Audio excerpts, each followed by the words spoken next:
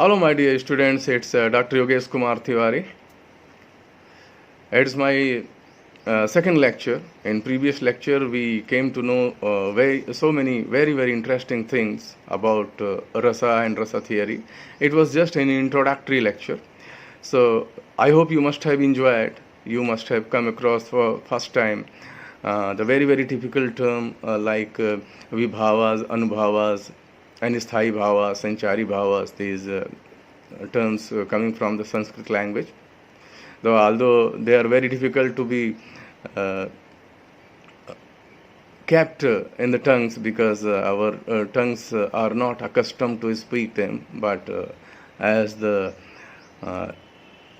discussion moves ahead, as you keep on practicing yourselves, you will master over it, no problem. It can be easily done. And moreover, these things are given in English also.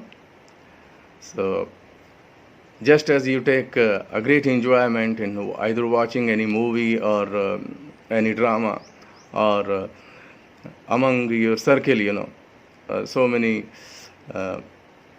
different kind of persons you are dealing with. So these transitory emotions, that Vyabhichari bhavas, are always there in each and everybody's mind, and all of the sudden they are roused as the circumstances put themselves before the viewers, before the spectators.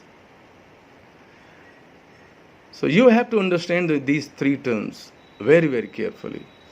That is vibhavas, anubhavas, then sanchari bhavas or vyabhichari bhavas. Because these sthai bhavas are always there. They are 8. They are correlated with the rasas themselves. And we have discussed about 8 rasas. Again, those sthai bhavas have been correlated. Then the colors, particular corresponding colors, then corresponding deities, they are all correlated with particular rasas. So you just pay attention if you want to take relishment in this discussion. Keeping these fact in your mind, if you further your discussion, if you further your keeping this expansion of knowledge, you will definitely be very enlightened, and you will be reaching to the height of great relishment. I wish to include something more in my discussion. That is, there is an estimate of the important role of theatre in India. It can be made available from the myths which have been included there. This particular myth, which has been named Natya Shastra, Natya Veda, it mentions, among other things, that the Natya Veda was created by the great God, Brahma himself. And I am going to quote from the Brahma himself. My dear students, Brahma says, I have prepared this Natya Veda, which will determine the good luck or bad luck, and take into account acts and ideas of devas or as well as the daityas. The drama is a representation. What is drama? It is a representation of the actors being staged, The drama is a representation. There is a reference to duty. There is a reference to duty, sometimes to games, to money, to peace. In it is found laughter, fight, love-making, and sometimes killing of people. Merciless killing of people. It teaches duty to those bent on duty, love to those who are eager for its fulfillment. It chastises those who are ill-bred or unruly. It promotes self-restraint in the disciplined. Okay? Self-restraint in the disciplined. Energy in the heroic persons. It enlightens men of poor intellect. Then it gives courage to coward, wisdom to the learned, diversions to the kings, and firmness of mind to person afflicted with sorrow, composure to persons agitated in mind. So it's a mimicry of actions of men, good, bad, and indifferent. And it will give courage, amusement, and happiness, as well as counsel to them all. So there is no wise maxim, no learning, no art, no craft, no device, no action that is not found in the Natya Shastra. Further, I would like to add more. This particular Natya Shastra, which has been considered to be one of the greatest poetics of Indian drama, it demonstrates every aspect of the genre, whilst covering areas like music, stage design, makeup, dance, virtually every aspect of the stagecraft. With its kaleidoscopic approach, with its wider scope, the treatise has offered a remarkable dimension to the growth and development of Indian classical music, dance, drama, and so many other.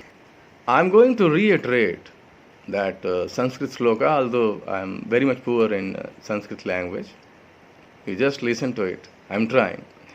That vibhava anubhava vyabhichariya sanyogat rasa nispatti. In my previous lecture, I was just including this particular Sanskrit sloka, so that you can take realisment just about combining both the languages. You can improve yourself. Again repeating, vibhava anubhava vyabhichariya samyogat rasa nispatti. So this is the famous sloka by Bharata in his Natya Shastra. It explains how rasa is realized. The term rasa is related to the sentiments. Now the things are becoming clearer for you. That is, it is aroused in the minds. The sentiments may be Sringar, erotic, Veer, heroic, Karuna, pathos, and likewise. The meaning of the term is easily conceivable. It can be conceived, but it is very, very difficult to express the notion properly in Western critical terminology. In Western concept, it is something close to the aesthetic pleasure. So the first seed of theory of rasa was found. Again, I am quoting a Sanskrit sloka. It is directly correlated with the story, having the dramatic background. Just listen to it. Ma nisad pratisthang tvam agama swastvati hai samahayat krauncha mitunath ek avadhya kam mohitam. This melodious sloka by Valmiki was an involuntary emanation of measured poetry. It was quoted by Sankaran. I will be giving you so many names so that you can improve yourself. Once, a story goes like this. Once when Valmiki was going to take bath in river Saryu, he saw a happy pair of crouches. But one of the birds was suddenly shot to death by an arrow. On seeing the weltering, full of pains, one of the crouches, he was full of anger, So on seeing this living bird's helplessness, one of the pair, was living. And it was just watching the dying friend or the pair. And the dying bird welting on the ground, out of pity and agony, the sage uttered. Again, I am speaking Sanskrit. Ma nisad pratisthang tvam agama swas vatih samahayat krauncha मिथुनाथ एक अवधि है काम मोहिताम, meaning, O Nishad, hunter, he says, with a great pang, having the great pangs of that bird in his mind. He continues saying that, O Nishad, you can just watch the expression on my face, that there is a pair of birds crouches. All of the sudden one of them was shot.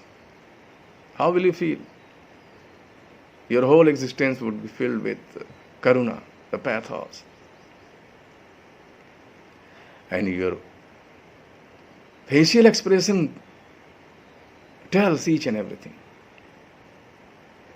You can't be happy right now, because in your mind the pang is just moving ahead, and it creates a typical effect in your psyche. You can't be happy. You can't speak like a Veer Purusha. No, that is not possible. So Valmiki says, O Nishad, hunter, you shall not come to any good in your life.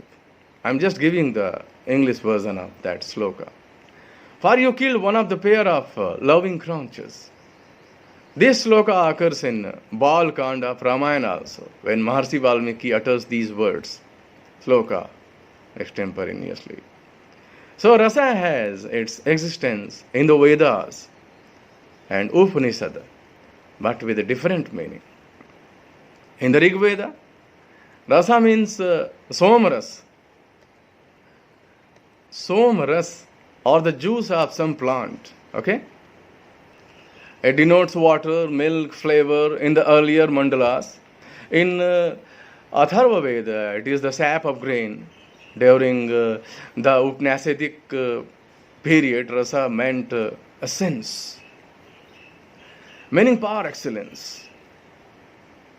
You know, after we have just finished our discussion on rasa theory, you would just like to get the essence of this particular discussion. So some of the things would be remembered in your mind if you have taken the relisment in this particular lecture. So one or two things are bound to be there in your mind if you are attentively listening to this lecture. That may be called the essence, and it is just similar to rasa, okay? Some critics combine both the senses of rasa, essence, and highest taste or experience, accompanied with joy to explain meaning of rasa. That means rasa is synonymous to that perennial bliss, which is a sage enjoys, a particular sage who enjoys everything like this, because he has got that attainment, he has attained that luminous self, luminous consciousness. In more simpler words, rasa is similar feeling of joy that is aroused in the meditating sage. If you wish to relish this particular sentiment, any of the sentiment, you have to meditate just like sage.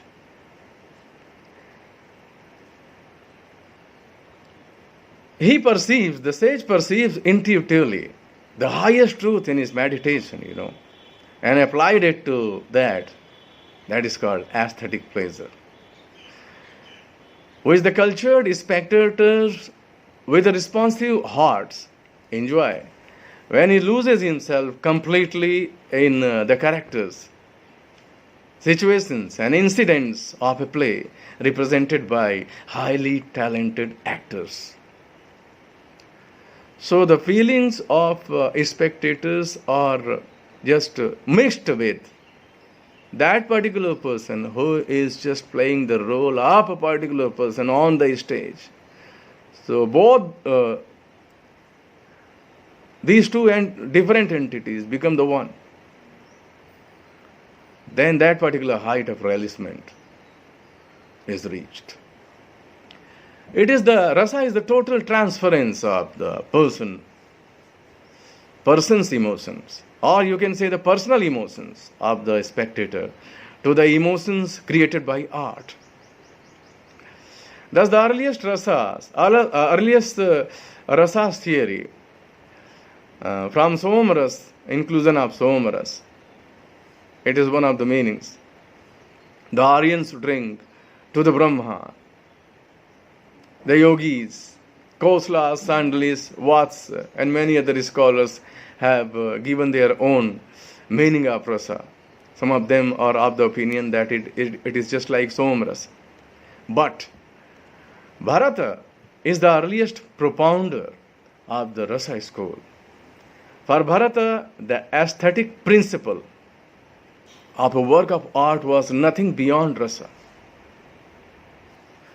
He just says, I'm not speaking Sanskrit, just giving the English version. Bharata says, no meaning proceeds from speech without any kind of sentiment. If there is a speech, there is an inclusion of sentiment in that. And my dear students, by now you have come to know that there are 8 types, 8 kinds. Because 9th was not taken into consideration by Bharata, as far as the dramaturgy and rhetorics are concerned. So there is a great harmony, he further says, great harmony between the performers and the spectators. It is not simply the physical or metaphysical sense of the term that matter. Rasa is the depth of delightful experience, springing out of work of art. The followers of Rasa school call Rasa as the Atma of poetry. So we can say that the Rasa is the soul of poetry.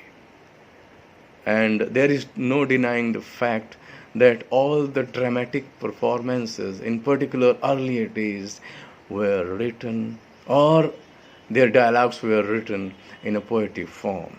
So there should be no confusion. Again, coming back to his story, Valmiki saw the dying bird and the wailing surviving male bird and reached to that state of intense feeling of pathos, where he lost his personality. He was not able to decide what to do.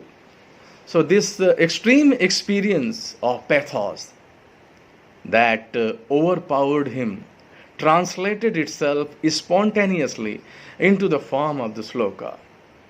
That sloka we have discussed, Ma Nisad, which means, O hunter, that you shall not come to any of the good in your life because you have just killed one of the pairs of crouches. Okay. So the pathos he experienced was the resultant of 2 elements. Now the discussion, very important discussion, which is the basis of rasa theory. The pathos he experienced was the resultant of 2 elements. That is vibhava, the cause, then the anubhava, ensuant, Valmiki's sloka is regarded as the first step towards the absolute development of rasa. Okay? Critics have always regarded this particular example as one of the best example of Karuna rasa. Undoubtedly, the sloka resulted to rasa, but it was also the first poetic lines. It is poetry that actually developed.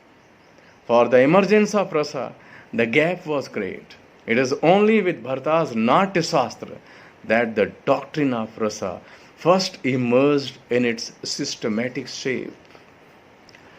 There is a particular aphorism by Bharata. I will be repeating this again and again because this particular word should be written in your answer also. It should be incorporated. Vibhava anubhava vyavicharyan samyogat ras nispatti, which conveys that ras is realized when a permanent mood or sthai bhava is brought to a realizable condition through the three element. Again repetition, so that you can easily understand. The terminology is being used. Vibhava first, then the Anubhava, then the Vyabhichari Bhava. According to him, no meaning can proceed without what? Sentiment. So Sthai Bhava is the permanent mood. If there are 8 rasas, then there are 8 Sthai Bhava. Sthai Bhava is the permanent mood or a durable psychological state. In Bharata's definition of rasa, the word Sthai does not occur, but the doctrine of rasa demands its explanation. In the opinion of Bharata, the Sthai Bhava is like the king, and the other bhavas are like its subjects. So the Sthai Bhava is a permanent or dominant mood which are made manifest with the heart of man, obtained by reading of Kavya or witnessing a dramatic performance. They always exist permanently in our mind in the form of latent impressions and are derived from actual experiences, my dear students, that are stored in our consciousness. Bharata has identified 8 Sthai Bhavas. By now, you are very much aware. If the rasas are 8, then Sthai Bhavas are always going to be. So they are love, gaiety, then the sorrow, then anger, energy, fear, disgust, astonishment. So there is a 9th Sthai Bhava, also recognized as Anand Vardhana and Abhinav Gupta as passiveness, Nirved. The 9 Sthai Bhavas are connected respectively with the 9th sentiment, that is called Rasa, Sringara, Hasya, Karuna, Raudra, Veer, Bhayanak, Vibhats, and Adbhut. Then the Santa was also added by them, but Bharata did not include it. Vibhavas are certain causes or mainspring of emotions like love, pathos, etc. You know Vibhavas? The cause of action. They are heroes and heroines, just like excitants of love, etc. Then Anubhavas, like the spring season, pleasure, garden, fragrance, moonlights. So it is the determinant that determines which sentiment is to be aroused in the spectator. So the synonyms of Vibhavas can be Karuna Nimitta and Hetu. It is called Vibhav, determinant, because words, gestures and representation of the Sattva are Vibhayate, determined by it. Vibhavas are recognized as having 2 aspects: Alamban, dependent, then Vibhava, Alamban Vibhava, then Uddipan, excitant Vibhava. So Alamban Vibhava is the person of the object responsible for the arousal of the emotion. They are supporting objects that ignite the Sthai Bhavas. Without the presence of Alamban Vibhava, the Sthai Bhava, though present in the latent form, cannot confine itself or a particular object. And you must definitely be thinking, what is Uddipan Vibhava? So I am just going to throw light on that. The Uddipan Vibhava is the environment. Hero and heroines are Alamban Vibhavas, but the Uddipan Vibhava is the environment that stimulates the emotions. You just remember, you just try to recall that story we just discussed about of Valmiki. The killing of bird, all of the sudden, and that particular scene was what? It was the cause of action, that was Vibhava. And the atmosphere all around, the greeneries, the calmness, the tranquility, which was broken by an arrow. And the sentiment was aroused in the mind of Valmiki. That was Karunaras. That was Anubhavas. And as far as the Sthai bhavas are always there, Vyabhichari bhavas. I mean transitory moods. Valmiki was in the meditating state, and all of a sudden he came to know the sound of an arrow, no? And the scene was just before him. The weltering with a great pangs and great pain, one of the crunches, was there on the scene. So his transitory emotions, which are 33 numbers, in the previous lecture we have discussed. So one of the bhavas was aroused there. And it created a very, very pathetic scene. Further, I would like to throw light on, I would like to point out that Anubhavas too are of two types, voluntary, then involuntary. The moments like that of the eyes and the eyebrows are produced by effort, hence they are voluntary expression of the permanent emotions. The voluntary changes, otherwise known as Anubhavas, are done for proper communication with others. Bhava Bhangima. Involuntary changes are considered to be Sattvic Bhavas. You don't make your own efforts. These are the permanent moods that are excited automatically. These are again of two types, internal and external. So the Bharata has identified 8 Sthai Bhavas. They are Sattvic Bhavas, They are paralysis, then the perspiration, then the horripilation, change of voice, all of the sudden change of voice is there. Trembling, change of color, weeping and fainting.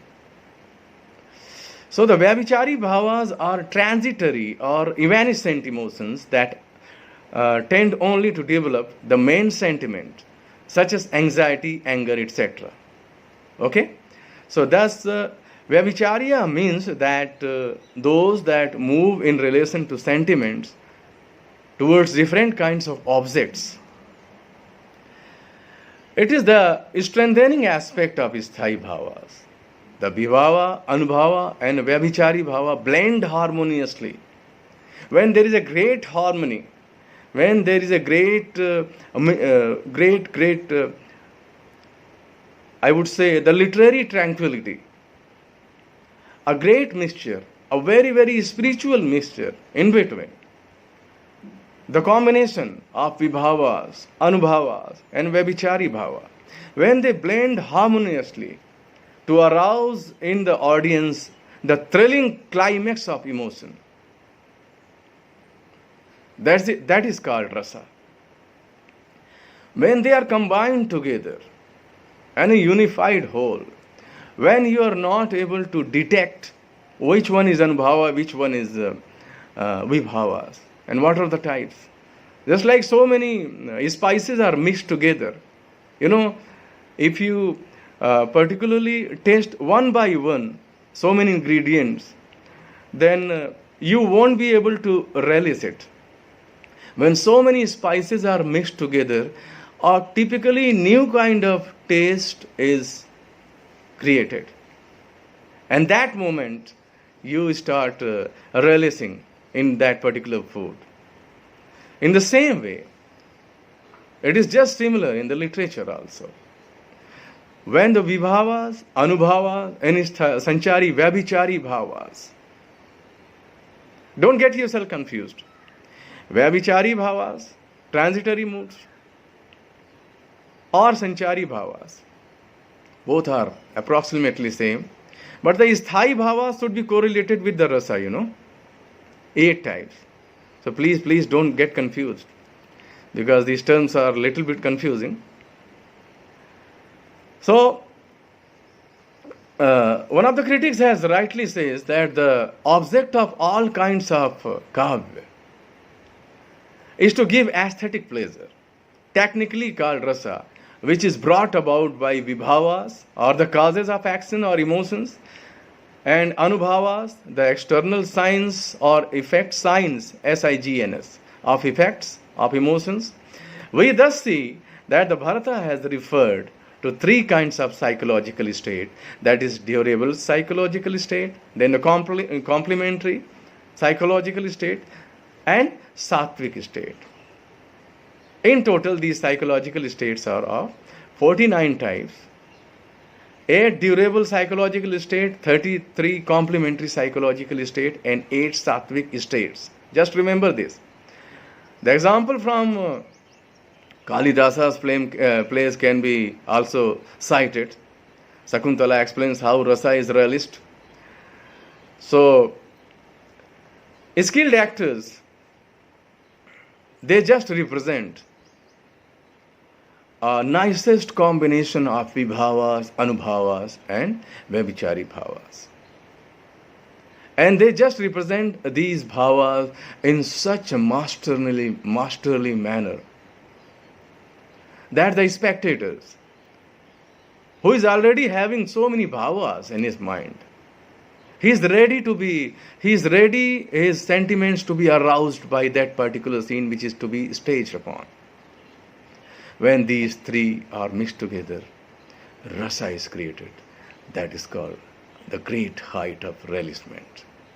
So I hope you would have enjoyed this.